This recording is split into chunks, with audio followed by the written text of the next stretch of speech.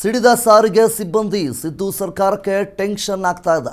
ವೇತನ ಪರಿಷ್ಕರಣೆ ಸೇರಿ ವಿವಿಧ ಬೇಡಿಕೆ ಈಡೇರಿಕೆಗೆ ಪಟ್ಟು ಹಿಡಿದಿರುವಂಥದ್ದು.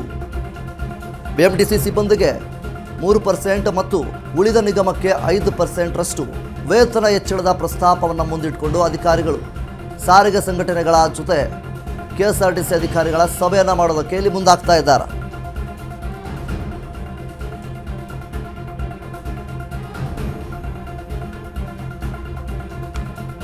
ಇನ್ನು ಸರ್ಕಾರದ ಪ್ರಸ್ತಾಪದ ಬಗ್ಗೆ ಚರ್ಚಿಸೋದಕ್ಕೋಸ್ಕರ ಮತ್ತೆ ಮೀಟಿಂಗನ್ನು ಸಹಿತ ಹಮ್ಮಿಕೊಂಡಿದ್ದಾರೆ. ಏಪ್ರಿಲ್ 17ರಂದು ಮತ್ತೊಮ್ಮೆ ಸಭೆ ನಡೆಸಲು ನಿರ್ಧಾರವನ್ನು ಸಹಿತ ಮಾಡಿದ್ದಾರೆ. 26 ತಿಂಗಳ ಹಿಂಬಾಕಿ ಕೊಡಬೇಕಂತೇಳಿ ಸರ್ಕಾರಕ್ಕೆ ಆಗ್ರಹವನ್ನು ಮಾಡ್ತಾ ಇದ್ದಾರೆ. 2025ರ ಮುಷ್ಕರದಲ್ಲಿ ನೌಕರರ ಮೇಲಿದ್ದಂತಹ ಶಿಸ್ತು ಕ್ರಮ ರದ್ದಾಗಬೇಕು. ಕೆಎಸ್ಆರ್ಟಿಸಿ ಎಂಡಿ ಅಕ್ರಮ ಪಾಷಾಗೆ ಸಾರಿಗೆ ಮುಖಂಡರು ಈಗಾಗಲೇ ಮನವಿಯನ್ನು ಮಾಡಿಕೊಂಡಿದ್ದಾರೆ. ಜಂಟಿ ಕ್ರಿಯಾ ಸಮಿತಿಯಲ್ಲಿ ಚರ್ಚೆ ಮಾಡಿ ತೀರ್ಮಾನವನ್ನು ಮಾಡಬೇಕು. ಏಪ್ರಿಲ್ 17ರಂದು ಮತ್ತೊಮ್ಮೆ ಸಭೆ ನಡೆಸಲು ನಿರ್ಧಾರವನ್ನು ಮಾಡಿಕೊಂಡಿದ್ದಾರೆ. ಇನ್ನು ಬಿಎಂಟಿಸಿ ಸಿಬ್ಬಂದಿಗೆ 3% ಮತ್ತು ಉಳಿದಂತಹ ನಿಗಮಕ್ಕೆ 5% ವೇತನ ಹೆಚ್ಚಳ ಮಾಡಬೇಕು ಮತ್ತು ಸಾರಿಗೆ ನೌಕರರ ಸಂಘಟನೆಗಳ ಮುಂದೆ ಪ್ರಸ್ತಾಪವನ್ನು ಸಹಿತ ಮಾಡಬೇಕು. ಈ ಬಗ್ಗೆ ಏಪ್ರಿಲ್ 17ಕ್ಕೆ ಸಭೆ ಮಾಡೋದಕ್ಕೆ ಇಲ್ಲಿ ಮುಂದಾಗ್ತಾ ಇದ್ದಾರೆ.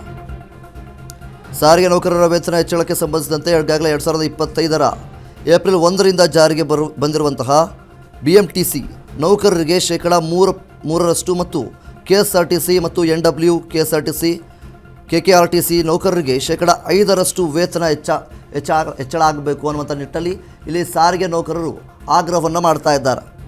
ಕೆಎಸ್ಆರ್ಟಿಸಿ ಅಧಿಕಾರಿಗಳು ಸಾರಿಗೆ ನೌಕರರ ಸಂಘಟನೆಗಳನ್ನು ಮುಂದಿಟ್ಟುಕೊಂಡು ಈ ಕುರಿತು ಮಾತುಕತೆಯನ್ನು ಸಹಿತ ಈಗಾಗಲೇ ಮಾಡ್ತಾ ಇದ್ದಾರೆ. ಮುಖ್ಯವಾಗಿ ಸಾರಿಗೆ ನೌಕರರಿಗೆ ಸರಿಯಾದ ರೀತಿಯಲ್ಲಿ ವೇತನ ಸಿಗ್ತಾ ಇಲ್ಲ.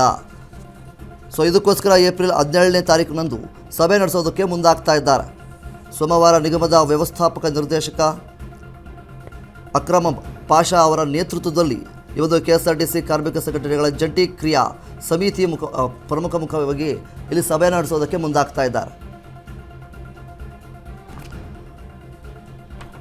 2025ರ ಏಪ್ರಿಲ್ 1ರಿಂದ ಜಾರಿಗೆ ಬರುವಂತಹ ಈ ಒಂದು ಹೊಸದಾಗಿ ವೇತನ ಹೆಚ್ಚಳ ಮಾಡುವುದಕ್ಕೆ ಇದರ ಬಗ್ಗೆ ಕುರಿತು ಚರ್ಚೆ ಮಾಡೋದಕ್ಕೆ ಮುಂದಾಗ್ತಾ ಇದ್ದಾರೆ. 1571 ಕೋಟಿ ಶೀಘ್ರ ಬಿಡುಗಡೆ ಆಗುವಂಥದ್ದು ಅಂತೇಳಿ ಒಂದು ಕಡೆ ಹೇಳ್ತಾ ಇದ್ದಾರೆ. ಅಕ್ರಮ ಪಾಷಾ ಅವರು 26 ತಿಂಗಳ ವೇತನ ಹೆಚ್ಚಳ ಹಿಂಬಾಕಿ ಪಾವತಿಗೆ ಸಂಬಂಧಿಸಿದಂತೆ ಸರ್ಕಾರ ಘೋಷಿಸಿರುವ ಈಗಾಗಲೇ 1571 ಕೋಟಿ ಏನಿದೆ ಅದನ್ನು ಶೀಘ್ರ ನಿಗಮಗಳಿಗೆ ಬಿಡುಗಡೆ ಮಾಡಲಿದೆ ಅಂತೇಳಿ ಅವರು ಹೇಳಿದ್ದಾರೆ.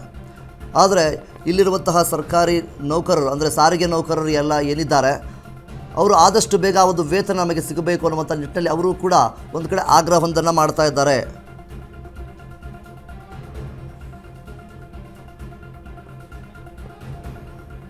ಇನ್ನು 2025ರ ಏಪ್ರಿಲ್ 1ರಿಂದ ಜಾರಿಗೆ ಬರುವಂತೆ ಬಿಎಂಟಿಸಿಗೆ 3% ಮತ್ತು ಉಳಿದಿರುವಂತಹ 3 ನಿಗಮಗಳಿಗೆ 5% ವೇತನ ಹೆಚ್ಚಳ ಮಾಡಬೇಕು ಅನ್ನುವಂಥ ರೀತಿಯಲ್ಲಿ ಪ್ರಸ್ತಾಪವನ್ನು ಮಾಡೋದಕ್ಕೆ ಮುಂದಾಗಿದ್ದಾರೆ. ಇನ್ನು ಕೆಎಸ್ಆರ್ಟಿಸಿಯಿಂದ ನೀಡಲಾಗಿರುವಂತಹ ಪ್ರಸ್ತಾಪದ ಕುರಿತು ಈಗಾಗಲೇ ಜಂಟಿ ಕ್ರಿಯಾ ಸಮಿತಿಯಲ್ಲಿ ಚರ್ಚೆಯನ್ನು ಮಾಡಿದ್ದಾರೆ. ಚರ್ಚೆಯನ್ನು ಮಾಡಿ ತೀರ್ಮಾನ ಹೇಳಬೇಕು ಅನ್ನುವಂಥ ನಿಟ್ಟಿನಲ್ಲಿ ಈಗ ಹೋಲ್ಡ್ ಆಗಿ ಇಟ್ಟಿದ್ದಾರೆ. ಏಪ್ರಿಲ್ 17ನೇ ತಾರೀಕಿನಂದು ಮತ್ತೊಮ್ಮೆ ಸಭೆ ನಡೆಸೋದಕ್ಕೆ ನಿರ್ಧಾರವನ್ನು ಮಾಡಿಕೊಂಡಿದ್ದಾರೆ. ಡಯಾಬಿಟಿಸ್ಗೆ ಮೆಡಿಸಿನ್ ತಗೊಂಡು ಶುಗರ್ ಕಂಟ್ರೋಲ್ನಲ್ಲಿದ್ದೀರಾ? ಆದ್ರೆ ಸತ್ಯ ಏನ್ ಗೊತ್ತಾ, ಅವು ರಕ್ತದ ಶುಗರ್ ಲೆವೆಲ್ ಅನ್ನ ಕಡಿಮೆ ಮಾಡ್ತವೆ ನಿಜ, ಆದ್ರೆ ದೀರ್ಘಕಾಲದವರೆಗಲ್ಲ. ಹೃದಯ, ನರಮಂಡಲ, ಕಿಡ್ನಿ, ಲಿವರ್ ಮೇಲೆ ಒತ್ತಡ ಬೀರುತ್ತೆ. ಒಂದು ಹೋಗಿ ಇನ್ನೊಂದಾಗುತ್ತೆ.